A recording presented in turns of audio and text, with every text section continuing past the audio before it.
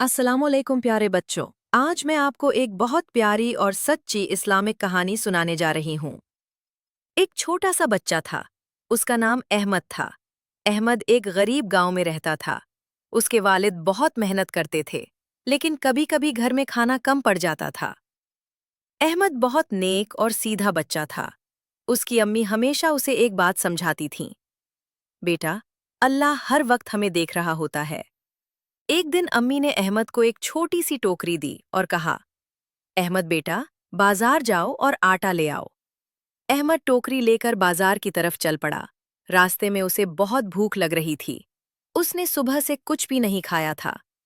जब अहमद बाजार पहुंचा, उसने देखा कि एक दुकानदार बहुत मसरूफ है और दुकान के करीब जमीन पर खजूरों का एक थैला पड़ा हुआ है। कोई भी उसे नहीं देख रहा था। अहमद ने खजूरों को देखा।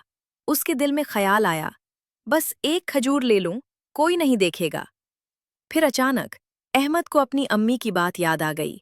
अल्लाह हर वक्त देख रहा होता है।